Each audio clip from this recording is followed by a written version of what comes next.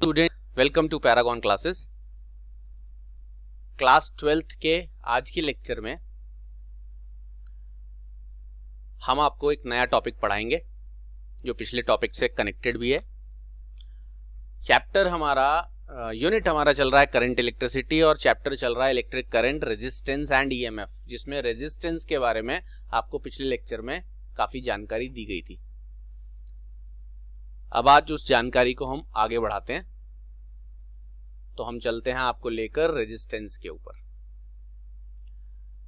Resistance के बारे में जानकारी जो आपको दी गई थी वो ये थी कि जब करंट, तो उस करंट को अपोज करने वाली जो चीज होती है वो रेजिस्टेंस है। रेजिस्ट वर्ड से बना है, ये विकल्प बताया था, और पूरा इंटरनल मैकेनिज्म बताया था कि जब बैटरी लगाते हैं तो कंडक्टर के दोनों एंड्स के अक्रॉस पोटेंशियल डिफरेंस डेवलप होता है, जिससे इलेक्ट्रिक फील्ड डेवलप होती है कंडक्टर के अंदर, और उस इलेक्ट्रिक फील्ड की वजह से इलेक्ट्रॉन्स पर फोर्स लगती है, वो इलेक्ट्रॉन्स एक्सेलरेट होते हैं, लेकिन वो भागते ही टक्कर खा जाते हैं, और टक्कर बार बार रखने लगने की वजह से वो रुक रुक कर आगे बढ़ते हैं। ये रुकावट ही रेजिस्टेंस है। और फिर आपने ओम्स लॉ में इस चीज को देखा था, V is directly proportional to I था। प्रोपोर्शनैलिटी का साइन हटाकर जो चीज लगाई थी वो रेजिस्टेंस थी। और फिर आपको एक चीज मैंने बताई थी बहुत इंपॉर्टेंट, कि रेजिस्टेंस का फॉर्मूला भले ही V/I बन जाता है, और इसी से रेजिस्टेंस का यूनिट भी डिफाइन होता था, 1 ohm is equal to 1 volt upon 1 ampere, और हमने 1 ओम का डेफिनेशन वगैरह ये सब कुछ बताया था। लेकिन जो सबसे इंपॉर्टेंट बात जिसकी वजह से आज ये चैप्टर आगे बढ़ेगा वो ये कि रेजिस्टेंस की वैल्यू V। आप ऐसा मत समझो कि वोल्टेज बढ़ा दोगे अगर आप किसी कंडक्टर के अक्रॉस तो उसकी रेजिस्टेंस बढ़ जाएगी, क्योंकि जितने गुना आप वोल्टेज बढ़ाओगे उतने गुना करंट भी बढ़ जाएगा। Resistance of the conductor voltage और करंट पर डिपेंड नहीं करती। तो किन किन चीजों पर वो डिपेंड करती है वो मैं आपको दिखाता हूं। वो 4 नाम मैंने बच्चों को बताए थे, जिनमें से डिस्कस करेंगे अब।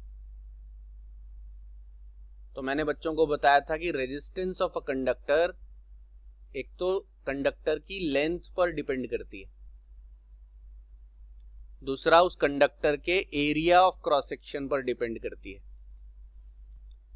और तीसरा और चौथा यानी थर्ड और फोर्थ पॉइंट में यहां फिलहाल इसलिए नहीं लिख रहा हूं कि उसे हम इसके अगले पोर्शन में डिस्कस करेंगे। 4 लोग इकट्ठे आ जाएं तो थोड़ा दिक्कत हो जाती है, दो को संभाल लेते हैं पहले। तो हम इन 2 को संभालते हैं कि resistance of a conductor is independent of voltage and current, it depends on the length, area, nature of material and temperature. तो नेचर ऑफ मटेरियल, टेम्परेचर को अभी रोक देते हैं फिलहाल। अब लेंथ और एरिया की बात करें तो सबसे पहले ऐसा समझ लें कि किसी कंडक्टर की रेजिस्टेंस डायरेक्टली प्रोपोर्शनल होती है उसके लेंथ के। तो यहां लिखा हुआ भी है पहले से, The resistance of a conductor depends upon the following factors। और यहां पर भी 4 में से 2 ही मैंने कंसीडर किए हैं, क्योंकि हम उन्हीं को पहले समझेंगे। It is directly proportional to the length of the conductor, और that is क्या, आगे मुझे लिख लेना चाहिए R is directly proportional to L। अब ऐसा क्यों है उसका रीजन मैं आपको बताता हूं। बड़ा लॉजिकल रीजन है, कॉमन सेंस वाला।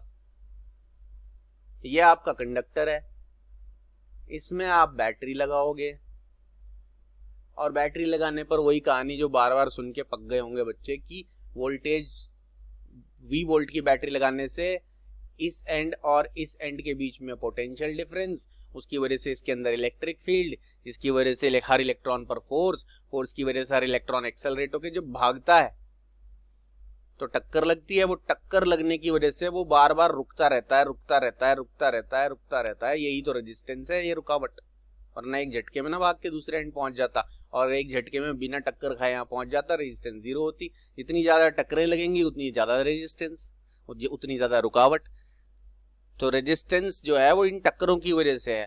और आप कॉमन सेंस के हिसाब से समझ लो कि कंडक्टर जितना लेंथ ज्यादा होगी एक एंड से दूसरे एंड तक पहुंचने में इलेक्ट्रॉन्स को, उतनी ज्यादा टक्करें लगेंगी, और टक्करें जितनी ज्यादा लगेंगी रेजिस्टेंस उतनी ज्यादा होगी।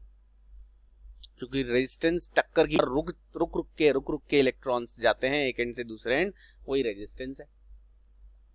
तो लेंथ के डायरेक्टली प्रोपोर्शनल इसलिए कि जितनी ज्यादा कंडक्टर की लेंथ उतनी ज्यादा एक एंड से दूसरे एंड तक जाने में टक्करें, और जितनी ज्यादा टक्कर ही रेजिस्टेंस है। तो पहला factor, resistance of a conductor depends on length and it is directly proportional to the length of the conductor. More the length of the conductor is, more will be its resistance. दूसरा factor क्या कहता है? It is inversely proportional to the area of cross section of the conductor.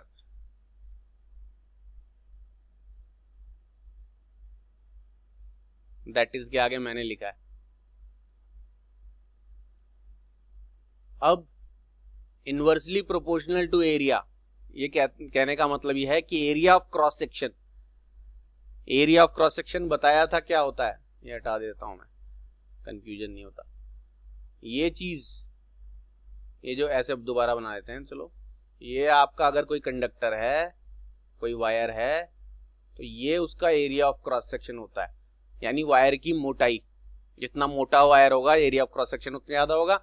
ये कह रहे हैं कि resistance जो है वो एरिया ऑफ क्रॉस सेक्शन के इनवर्सली प्रोपोर्शनल होता है, यानी एरिया ऑफ क्रॉस सेक्शन ज्यादा होगा तो रेजिस्टेंस कम होगा। ये भी लॉजिकल कॉमन सेंस है। जितना मोटा वायर होगा इलेक्ट्रॉन्स को उसमें मूव करने में उतना कंफर्टेबल रहता है और टक्करें उतनी कम लगती हैं। ये मैंने एग्जांपल शायद पहले भी बताया है बच्चों को कि अगर एक पतली रोड पर ट्रैफिक है तो वहां एक्सीडेंट होने का चांस कम होता है। उतना ही ट्रैफिक के लिए रोड को चौड़ा करके डबल कर दें, for the same traffic, side side में रोड एक्सटेंड कर दें, तो खुली खुली जगह मिलेगी लोगों को जाने के लिए, तो एक्सीडेंट कम होने का चांस होता है। तो टक्करें ही रेजिस्टेंस हैं और टक्करें कम लगेंगी अगर वायर मोटा होगा। पतला होगा टक्करें ज्यादा लगेंगी, लंबा होगा तब भी टक्करें ज्यादा लगेंगी। तो वायर मोटा होने पर टक्करें कम हो जाती हैं और टक्करें ही रेजिस्टेंस हैं, टक्करें ही रुकावट है, इसलिए रेजिस्टेंस इनवर्सली प्रोपोर्शनल होता है एरिया ऑफ क्रॉस सेक्शन के। अब ये दो फैक्टर्स आपको लॉजिकली समझ आ गए कि वही resistance of a conductor is directly proportional to length और inversely proportional to area of the conductor. तो ये हटा के हम आपको एक फॉर्मूला बनाने का तरीका बताते हैं और लॉजिकली उसे समझते हैं। अगर इसे मैं इक्वेशन नंबर 1 बोलूं और इसे इक्वेशन नंबर 2 बोलूं और यहां मैं लिखूं कंबाइनिंग 1 and 2, तो मुझे लिखना पड़ेगा R is proportional to L upon A। ये बहुत बार करते आए हम, कूलम्स लॉ में भी ऐसे ही किया था कि फोर्स निकालने के लिए Q1 Q2 के डायरेक्टली प्रोपोर्शनल है, डिस्टेंस के स्क्वायर के इनवर्सली प्रोपोर्शनल है, फिर उन्हें कंबाइन कर दिया था।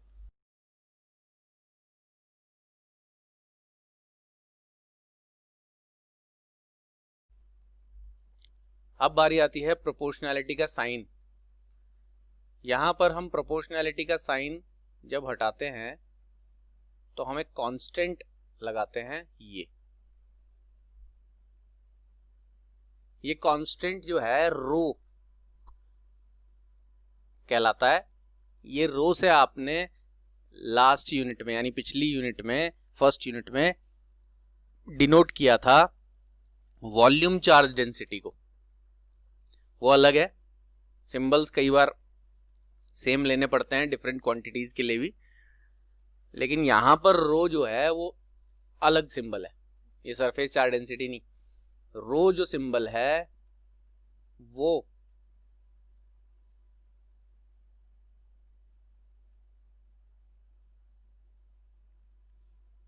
रेजिस्टिविटी है। इस रेजिस्टिविटी को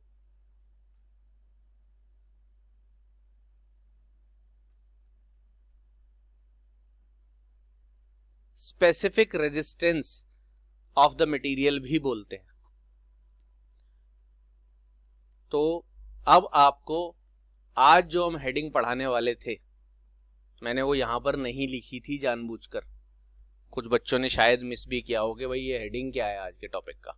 मैंने डायरेक्टली बच्चों को पढ़ाना शुरू कर दिया कि रेजिस्टेंस के बारे में बात कर रहे थे, और रेजिस्टेंस डिपेंड करती है फॉलोइंग फैक्टर्स पर। वो डायरेक्टली प्रोपोर्शनल होती है लेंथ के, इन्वर्सली प्रोपोर्शनल होती है एरिया ऑफ क्रॉस सेक्शन के। रीजंस भी बताया आपको, लॉजिकल रीजन ऐसा क्यों होता है। फिर उनको कंबाइन किया, और कंबाइन करके प्रोपोर्शनैलिटी का साइन हटा के कांस्टेंट लगा दिया जिसका नाम रेजिस्टिविटी है। मैंने जानबूझकर पहले ही हेडिंग नहीं लिखा था, मजा खराब ना हो जाए इसलिए। तो ये आपके सामने अब प्रकट हो गया है आज का हमारा हेडिंग। तो ये थोड़ा सा अच्छा सा लगे कि हाँ रेजिस्टिविटी हमने पढ़ना है आज। तो बाद में पहले ही अगर यहाँ रेजिस्टिविटी लिखा होता तो आप रेजिस्टिविटी के बारे में ज़्यादा सोचते, इन फैक्टर्स के बारे में कम सोचते।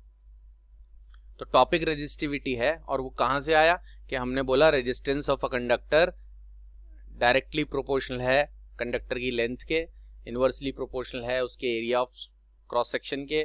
कंबाइन करके प्रोपोर्शनैलिटी का साइन हटाकर जो कांस्टेंट आया उसे हम बोल रहे हैं रेजिस्टिविटी और स्पेसिफिक रेजिस्टेंस भी। अभी हम सिर्फ इस सिंबल का नाम जानते हैं जो प्रोपोर्शनैलिटी के साइन को हटाकर कांस्टेंट आया है।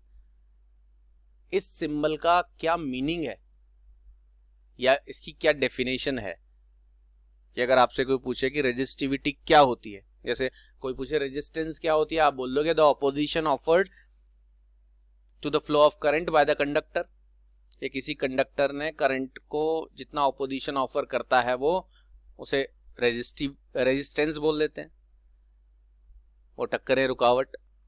लेकिन रेजिस्टिविटी क्या है अगर ये पूछने लग जाए तो आप इस फॉर्मूले से रेजिस्टिविटी का पहले फॉर्मूला बनाएंगे और फिर उसको डिफाइन कर पाएंगे।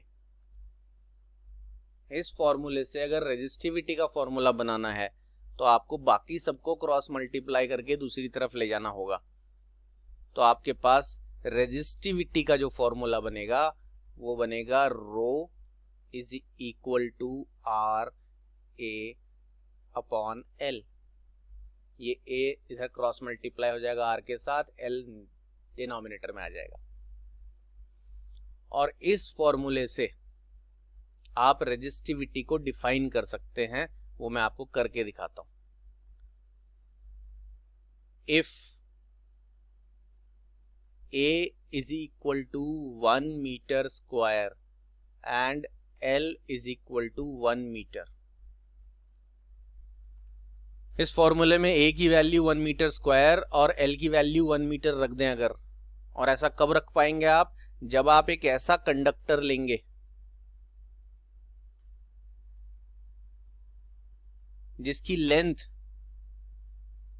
कितनी होगी 1 मीटर, और जिसका ये जो एरिया ऑफ क्रॉस सेक्शन है वो कितना होगा 1 मीटर स्क्वायर।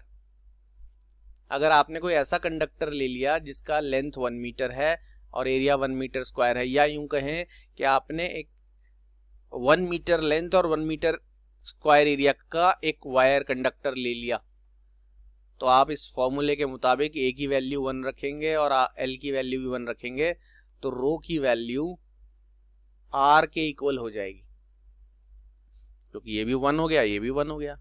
1 से मल्टीप्लाई करें या डिवाइड करें कुछ दिक्कत नहीं। इस सिचुएशन से कि रो की वैल्यू आर के इक्वल हो गई है, इससे आप रेजिस्टिविटी को डिफाइन कर सकते हैं। और देखिए यहां लिखा है इस पूरे मैथमेटिकल और इस लाइन का मीनिंग क्या लिखा है, पहले इसे ही पढ़ते हैं और फिर एक्सप्लेन करते हैं। Hence, resistivity और specific resistance, resistivity या specific resistance of the material of a conductor, किसी भी कंडक्टर की किसी भी मटेरियल की specific resistance या resistivity is the resistance offered by a wire of this material of unit length and unit area of cross section। ठीक है जी, ये ऑफ ये वाला एक्स्ट्रा है इसमें। Unit area of cross section, ये इस लाइन का मीनिंग यहीं से आया है, या लाइन को समझने के लिए आप इसे देखें, रेजिस्टिविटी बराबर यानी इक्वल आ रही है किसके, रेजिस्टेंस के।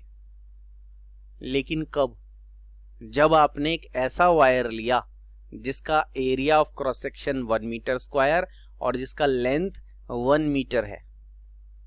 यानी आप ये कह सकते हो कि किसी भी मटेरियल की स्पेसिफिक रेजिस्टेंस या रेजिस्टिविटी बोलते हैं जिसको, खाली रेजिस्टेंस तो रेजिस्टेंस है, रुकावट है, वो किसी भी लेंथ किसी भी एरिया के लिए हो सकती है। लेकिन स्पेसिफिक रेजिस्टेंस मतलब स्पेसिफिक यानी स्पेसिफाई, स्पेसिफिक रेजिस्टेंस या रेजिस्टिविटी बोला जाए तो it is the resistance offered by a wire of the material of unit length and unit area of cross section. जैसे मैं बोलूं, अगर पूछूं कि कॉपर की रेजिस्टिविटी क्या होती है, तो आप बोलोगे कॉपर का 1 मीटर लंबा वायर, कितने मीटर लंबा, 1 मीटर लंबा वायर और 1 मीटर स्क्वायर, कितना area, 1 metre square area of cross section का 1 मीटर लंबा वायर जितनी रेजिस्टेंस ऑफर करेगा वो ही उसकी रेजिस्टिविटी कहलाएगी। तो ये बड़ी बारीक लाइन है और बहुत सारे बच्चे इसमें गलती करते हैं, और गलती वही करते, मुश्किल नहीं है बट ध्यान नहीं देते, वो गलती करते हैं। रेजिस्टेंस रुकावट है किसी भी वायर की, उसका कुछ भी लेंथ हो कुछ भी एरिया हो। हाँ, जितनी ज्यादा लेंथ होगी उतना ज्यादा रेजिस्टेंस होगा, जितना ज्यादा एरिया होगा उतना रेजिस्टेंस कम होगा। लेकिन for any length and any area जो रुकावट या ऑपोजिशन है वो रेजिस्टेंस है। लेकिन किसी भी मटेरियल के यूनिट लेंथ और यूनिट एरिया का जो वायर होता है, डायमेंशंस फिक्स है, 1 मीटर लेंथ और 1 मीटर स्क्वायर का जो वायर, जितनी उसकी रेजिस्टेंस है या जो रेजिस्टेंस वो ऑफर करता है वो उसकी रेजिस्टेंस ना कहला के रेजिस्टिविटी कहलाती है, स्पेसिफिक रेजिस्टेंस।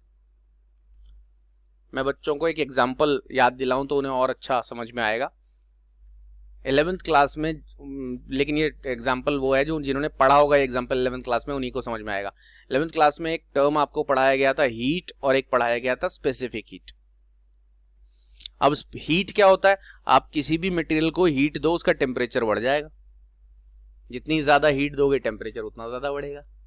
लेकिन जब हम स्पेसिफिक हीट की बात करते थे तो हम उस हीट की बात करते थे, सी से डिनोट करते थे, जो हीट 1 kg सब्सटेंस का टेम्परेचर 1 डिग्री सेल्सियस राइज करे। कितने भी kg का टेम्परेचर कितना भी राइज करना हो तो वो हीट है। लेकिन जब 1 kg ऑब्जेक्ट का टेम्परेचर 1 डिग्री सेल्सियस ही राइज करना हो तो वो भी हीट है। लेकिन वो कौन सी हीट है, स्पेसिफिक हीट। तो जब स्पेसिफिक वर्ड यूज हम करते हैं तो यूनिट की बात करते हैं। 1 kg और 1 डिग्री सेल्सियस की बात करी जैसे यहां से, तो वो जो हीट दी जाएगी 1 kg सब्सटेंस का टेम्परेचर 1 डिग्री सेल्सियस राइज करने के लिए, वो स्पेसिफिक हीट है वो भी हीट ही लेकिन स्पेसिफिक। ऐसे ही रेजिस्टिविटी भी रेजिस्टेंस ही है, ऑपोजिशन ऑफर्ड ही है, लेकिन रेजिस्टिविटी वो ऑपोजिशन है, वो रेजिस्टेंस है जो यूनिट लेंथ और unit area of cross section का वायर ऑफर करता है।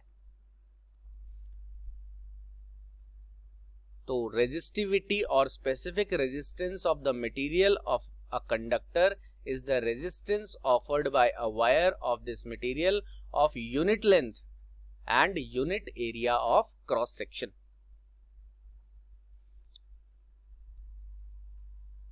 तो अब आपको दोनों बातें क्लियर हो गई और याद रखनी है। जब आपसे पूछा जाए रेजिस्टिविटी क्या है तो it is the resistance offered by a conductor of unit length and unit area of cross section. और रेजिस्टेंस क्या है, it is the opposition offered by a conductor of any length and any area. अब हम आपको resistivity का unit बताएंगे। Resistivity का unit इसी फॉर्मूले से आएगा।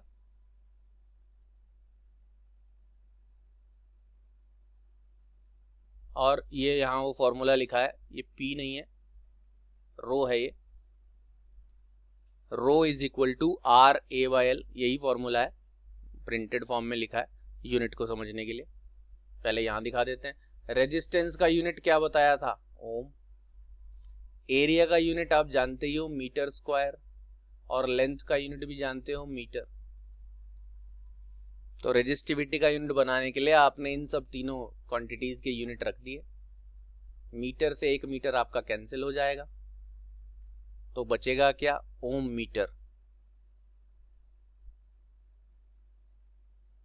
ये ओम मीटर आपकी रेजिस्टिविटी का एसआई यूनिट है।